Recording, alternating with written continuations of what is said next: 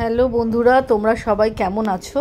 আমি আমার দ্বিতীয় ভিডিও নিয়ে দীঘা সিরিজের দ্বিতীয় ভিডিও, মানে যেখানে আমরা দীঘা যাচ্ছি সেই ভিডিও নিয়ে চলে এসেছি। এখন তাজপুর ছেড়ে আমরা দীঘার দিকে রওনা হয়েছি। একটা অটো কালকেই বলে রেখেছিলাম যাকে, সে এসেছে। তারপরে তার অটোতে উঠে পড়েছি। রাস্তা দিয়ে দেখছি সব ওদিকে কটেজ, বড় বড় মানে রিসোর্টগুলো রয়েছে, তার উল্টো দিকেই সমুদ্র। এইবার একটা জায়গায় এলাম, ঠিক কর্নারটায়, যেখান থেকে আমরা দীঘা যাওয়ার রাস্তাটা কানেক্ট করেছে সেই ব্রিজটা, সেখানে উঠে গেলাম। সেখানে দেখলাম কি সুন্দর লাগছে সমুদ্রটা, বোল্ডার ফেলা আছে, এখানে বসেও সময় কেটে যায়। যদিও তখন সকালবেলা ভালোই রোদ উঠেছিল, তাই বেশিক্ষণ দাঁড়াইনি, একটু দাঁড়িয়ে ছবি টবি তুলে আবার রওনা হলাম দীঘার জন্য। অনেক বছর পরে দীঘা যাচ্ছি, তাই দীঘা মানে পাল্টে গেছে, অনেকটাই উন্নত হয়েছে, অনেক সুন্দর হয়েছে। আর দীঘার তো আলাদা একটা আকর্ষণ, একটা ভাইব আছেই না। তো অটো এগিয়ে চললো আমাদের দীঘার দিকে। আবার আমি অটোতে সেজেগুজে বসে পড়েছি। চুলটা খুব উড়ছিল জানো, শ্যাম্পু করেছি তো, তাই চুলে একটা ব্যান্ড দিয়েছে। ওটা কিন্তু কোনো বিশেষ কোনো স্টাইল নয় জানো, বেশ ভালোই লাগছে। হাওয়া দিচ্ছিল, মার্চ মাস তো, খুব একটা গরম নেই। মার্চের প্রথম দিকেই গেছিলাম।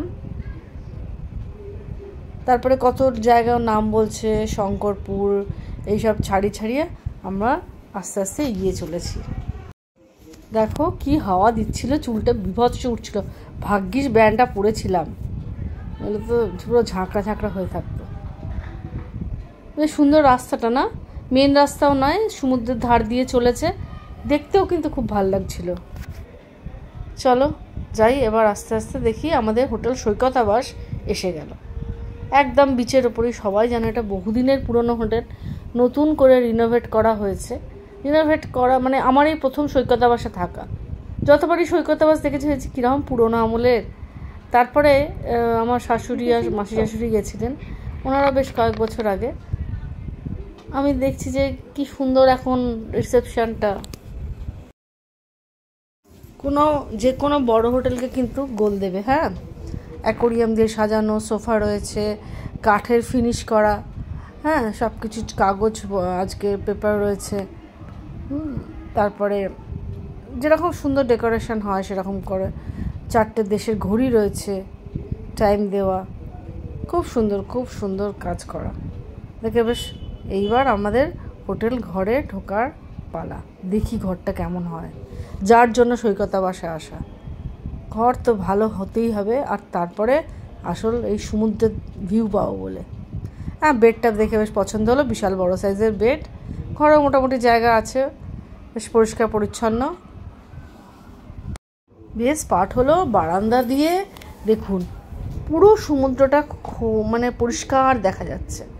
নারকেল গাছের ফাঁক দিয়ে পরিষ্কার দেখা যাচ্ছে। কি আনন্দ যে হলো, যে উল্টোপাল্টা হোটেলে পয়সা দেওয়ার থেকে এই সৈকত আবাস পুরনো হোটেলেই আবার থেকে ভালো জায়গায় থাকা ভালো।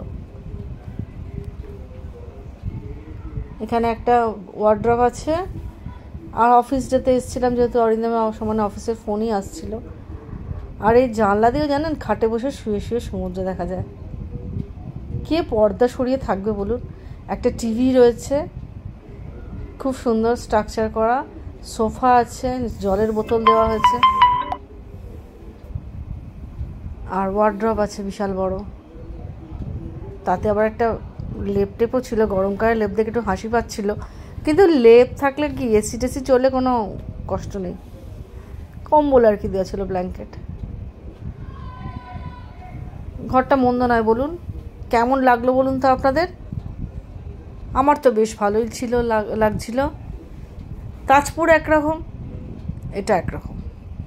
এবার ওয়াশরুম যেরকম ওয়েস্টার্ন সিস্টেম, কমোড থাকে, গিজার ছিল, টাওয়েল দেওয়া ছিল। আচ্ছা, যেগুলো দেখানোর যে পরিষ্কার পরিচ্ছন্ন কিনা সেটা দেখে বুঝতে পারছেন নিশ্চয়ই পরিষ্কার, খুব পরিষ্কার। শুধু একটু তাক ছিল বাইরে 2-3টে, সেটা একটুখানি রং চটে গেছে, পুরোনো, একটু রংটা করিয়ে নিলে ভালো হতো আর কি। আর আমি তো ঘরে থাকতেই আমার ইচ্ছে করছে না, আমি ভাবছি কখন বারান্দায় গিয়ে একটু বসবো, একটা দুটো চেয়ার দেওয়া ছিল, দারুণ লাগছিল। বয়স্ক লোকেরা আসলে এখানেই বসে থাকতে পারবেন, কোথাও যেতে হবে না, এখানেই বারান্দায় বসে সময় কেটে যাবে। যেহেতু আমাদের একটু ঘুরতে ইচ্ছে করে, বাইরে যেতে ইচ্ছে করে, তাই আমরাও একটু বেরিয়েছিলাম। এবারে আবার একটু ওই বিচের ধারে একটু ঘুরবো বলে বেরিয়ে পড়েছি। রোদ হোক আর যাই হোক, সমুদ্রের পাড়ে এসেছি যখন, ঘরে বসে থাকতে ইচ্ছা করে না। একটা দিনের জন্যই তো এসেছি বলুন। এই প্যাগোডাগুলো কি সুন্দর করেছে দেখছিলাম, আর এই মেরিন ড্রাইভটা ঝকঝক করছে একেবারে। দুপুরবেলা বলে লোক কম, এখানে বিকেল হলে আবার চেহারাটা অন্যরকম হয়ে যায়। এই বিশ্ববাংলা পার্কটা, বিশ্ববাংলা অনুপ্রেরণা তৈরি এই পার্কটা কি কালারফুল, কি পরিষ্কার। ওই যে দূরে দেখা যায় আমার সৈকতাবাস, আমাদের দেখেছেন কি সুন্দর জায়গাগুলো করেছে। বেশ ধরে ধরে দেখাচ্ছি, আমি বেশ অনেকক্ষণ ধরে ভিডিও তুলি। ছাতা নিয়ে সেজে গুজে সানগ্লাস পরে রাস্তা দিয়ে যখন হাঁটছি, তখন মনে হচ্ছে না যে গরমে কোনো কষ্ট হচ্ছে। একদিকে সমুদ্র আর একদিকে এই সুন্দর প্রকৃতির রাস্তা, সুন্দর সাজানো জায়গাটা। আর দীঘা আমাদের অতি পরিচিত মনোরম জায়গা, যেরকম ছিল ছোটোবেলা যে এসছিলাম দুবার, বিয়ের পরেও এসছি দুবার। দীঘাই জমজমাট ওই জায়গাটা, সবাই চান করছে। সমুদ্রে চান করতে কারা কারা ভালোবাসো, আমাদের আর এখন আর ইচ্ছা হয় না। এদিকে হোটেলগুলো রয়েছে, সি ফেসিং হোটেল। আর ওই দিকে যে গম্বুজটা গোল গোল, ওটা কিন্তু একটা বইয়ের দোকান। এই দেখুন একটা মিষ্টি দই। এবার আমরা একটা হোটেলে চলে এলাম দুপুরের ভাত খাওয়া বলে। বেশ অনেক রকম খেয়েছিলাম জানেন, ননভেজ একটা মাটন নিয়েছিলাম আর একটা পমফ্রেট নিয়েছিলাম। একটা পমফ্রেটটা দিয়ে গেল, আর এই হচ্ছে মাটন কষা মাংস। দারুণ দারুণ ছিল খাবার। দুরকম তরকারি, শাকের তরকারিটা আমার ভীষণ ভালো লেগেছিলাম। আমের চাটনি প্রথম খেলাম ওখানে, বেশ ভালো টেস্ট ছিল। শাক আর এঁচোড়ের তরকারি ছিল, যেমন মাটনের টেস্ট তেমন পমফ্রেট ছিল। এটা পমফ্রেট না, সরি আমি এটা ভুল বললাম, এটা ভেটকি। বিকেলে বেরোলাম জগন্নাথ মন্দিরের উদ্দেশ্যে। যে জগন্নাথ মন্দিরটা এপ্রিলে ওপেন হবে, সেটাই একটু দেখতে চললাম। দেখুন সূর্য তখন অস্ত যায়নি, কিন্তু তার আলো ছড়িয়ে দিয়েছে রাস্তায়, কি সুন্দর লাগছে না। জগন্নাথ মন্দির তো দেখবই, তার আগে আশপাশটা দেখে নিই। এটা একটা হসপিটাল, দীঘা গ্রামীণ হাসপাতাল। গ্রামীণ তো দীঘা নয়, যাই হোক। ওই দিক থেকে তখন ঝাউবন দেখা যাচ্ছে, সমুদ্র। অরিন্দমও যেমন ছবি তুলতে উৎসাহী, আমিও সেরকম ভিডিও তুলতে উৎসাহী। দুজনের মনে কাজ করে চলেছি। ওই দেখুন দেখা যাচ্ছে জগন্নাথের মন্দির। খুব ধুমধাম করে এটি এপ্রিলের 22 তারিখে উদ্বোধন, 22 না 24, ঠিক এক্স্যাক্ট ডেটটা মনে নেই। সেদিন উদ্বোধন হবে, প্রচুর লোক সমাগম হবে, প্রচুর অফিসিয়ালসরা এসেছিলেন সেদিনও দেখতে। এটা হচ্ছে মন্দিরের গেট, প্রায় সম্পূর্ণই কাজ, একটু ছোটোখাটো কাজ বোধহয় বাকি আছে, তাই এই সময় তৈরি শেষ করা হচ্ছে। কিন্তু এই গেটের বাইরে যেরকম ভিড় দেখলাম, কাউকে কিন্তু ভেতর প্রবেশ করতে দেওয়া হচ্ছে না। সবাই আমরা গেটের বাইরেই দাঁড়িয়েছিলাম। মনে হচ্ছিল অন্য একটা দিক থেকে ছবি তুললে ভালো হতো। যাই হোক, দেখুন কি সুন্দর করেছে স্ট্রাকচারটা। দীঘার আকর্ষণ তো সমুদ্র আছেই, হ্যাঁ, তারপর দোকানপাট কেনাকাটি সব আছেই, কিন্তু এখন জগন্নাথের মন্দির একটা অন্যতম আকর্ষণ হতে চলেছে। যেহেতু আমরা এসেছি, তাই আমরা জগন্নাথ মন্দির ঘুরে গেলাম, কিন্তু আমি জানি পরবর্তীকালে সবাই আসবেন এই মন্দিরটাই ঘুরতে।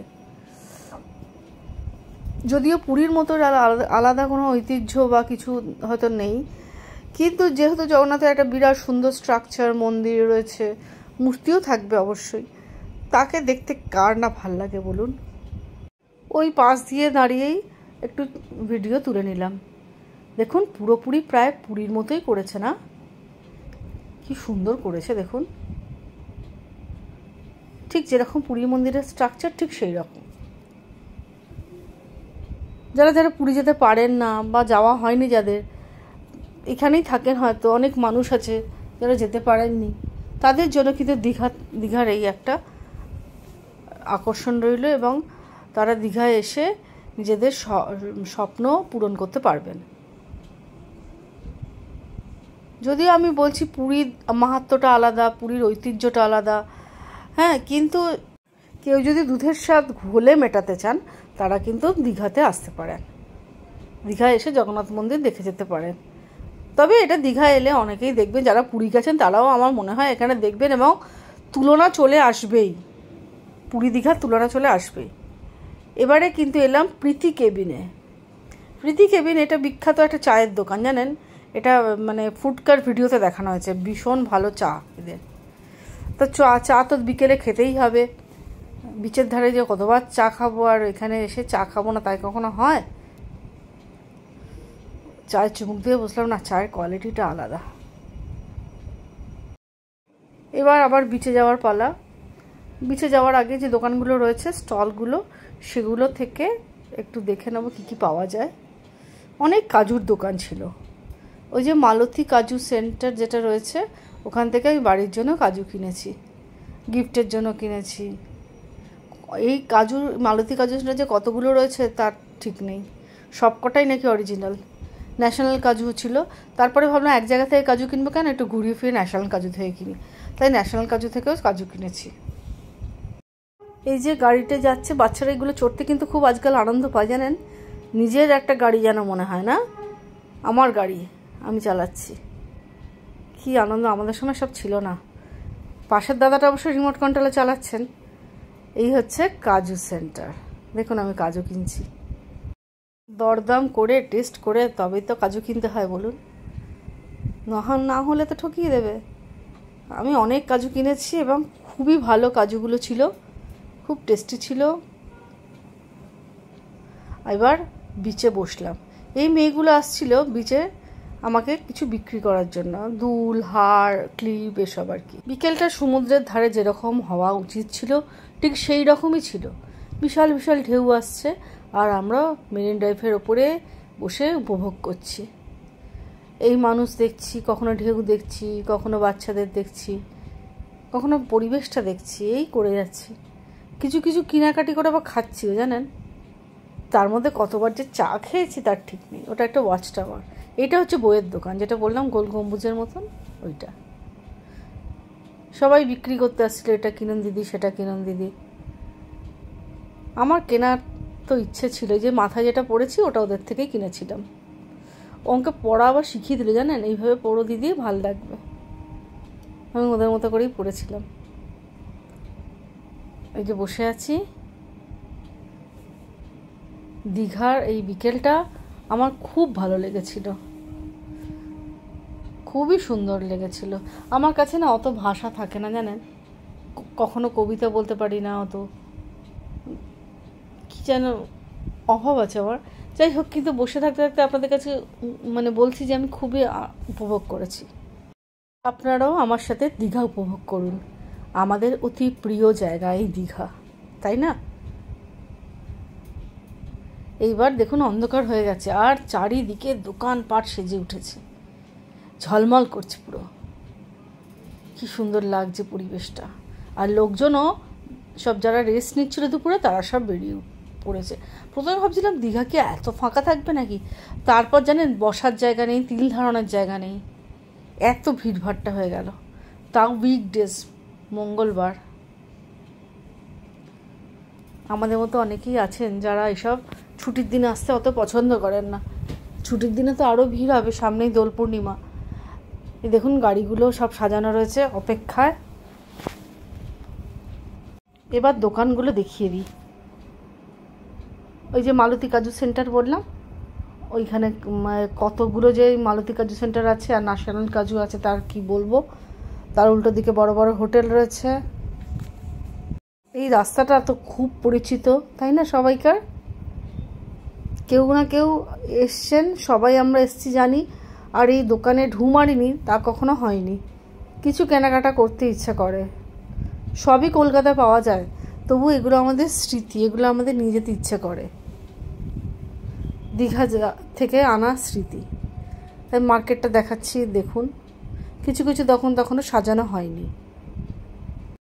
অরিন্দম তখন ওই যেখান থেকে আমি সকালে কাজু কিনেছিলাম সেখান থেকে ও আবার কাজু কিনছে, ওরও কাউকে কাউকে গিফট দেওয়ার আছে তাই।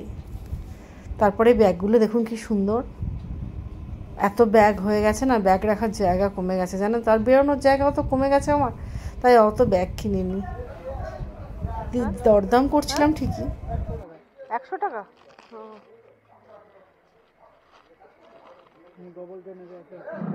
এটাও 100।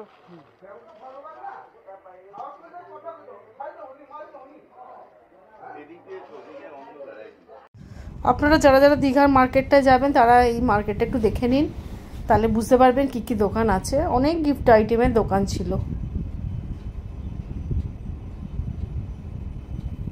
এত গিফট আইটেমগুলো সুন্দর সুন্দর দেখতে কি বলবো, খুব ভালো দেখতে। তবে এগুলো ঠিক দীঘার স্মৃতি হিসেবে নয়, কাউকে গিফট দেওয়ার জন্য দিলেন ঠিক আছে। দীঘার জন্য হচ্ছে কাজু, দীঘায় কাজু বাদাম খুবই বিখ্যাত, মানে কমেও হয় একটু আর জিনিসটাও ভালো হয়। ওই মার্কেটটা থেকে বেরিয়ে এবার আমরা চলে এলাম একটু টুকটাক জল খাবার খাবো বলে। সেজে উঠছে দেখুন দোকানগুলো টকটক করে। এবার ক্যালকাটা ফিশ ফ্রাই, এটা নাকি খুব বিখ্যাত এই অঞ্চলের, সবাই ভিড় করে দাঁড়িয়েছেন কখন শুরু হবে এদের খাওয়া দাওয়া, তাই আমরাও দাঁড়িয়ে পড়েছি ক্যালকাটা ফিশ ফ্রাই। আপনারা এলে কিন্তু অবশ্যই এখান থেকে খাবেন। মাছ ভাজা 100 টাকায় 15 পিস চিংড়ি মাছ, জানেন কি সুন্দর কাপেলরা বসে আছে না, আর সমুদ্রের ঢেউ আসছে, আর কি ভিড় হয়ে গেছে।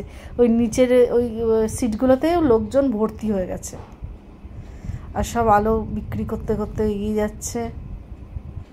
খুব ভাল লাগছিল, বারবার একই কথা বলছে, খুব ভাল লাগছে, খুব ভালো, সত্যিই খুব ভালো জায়গা। আমাদের ঘরের কাছে এত সুন্দর জায়গা যখন রয়েছে, আমরা দীঘাকে সেরকম গুরুত্ব দিই না। ও দীঘা কি আছে, একই তো সেই, কিন্তু দীঘার ভাইবটা আলাদা, কিন্তু সন্ধে হলেই সেটা বোঝা যায়, ভীষণ ভালো লাগবে। এই জায়গাটা খুব আলো পড়েছে, আমি সেই জায়গাটা একটু ছবি তুলতে এলাম। জলের সামনে এত আলো, এত লোকজন, মানে ওইখানে লোকে সিঁড়ি দিয়ে দিয়ে নিচে নেমে যাচ্ছে জানেন, একদম সমুদ্রের কাছে যাওয়া যাচ্ছে। আমি তো এখন অত নাবার রিস্ক নিই না, তাই ওপর থেকেই দেখছিলাম। দূরে প্যাগোডাগুলোতেও আলো জ্বলে উঠেছে। এবার ঠিক করলাম অনেকক্ষণ বসার পরে ঘরে ফিরবো, হোটেলের ঘরে, যেটাও কিন্তু খুব সুন্দর। এবং হোটেলের এসে ওপর দিয়ে দেখছি দেখুন পার্কটা কি সুন্দর লাগছে, কত রং বেরঙের আলো দিয়ে সাজানো, কি সুন্দর লাগছে পার্কটা। সামনে দিয়ে গাড়ি চলে যাচ্ছে, খুবই ভালো জায়গায় হোটেলটা। দূর থেকে এখন অন্ধকারে সমুদ্র দেখা যাচ্ছে না, কিন্তু সামনেই সমুদ্র। ঘরে একটু বিশ্রাম নিয়ে আবার খেতে গেলাম। এদের ডাইনিং হলে খাবার দাবার মানে ছিল বলেই অর্ডার করে দিয়েছিলাম আগে থেকে।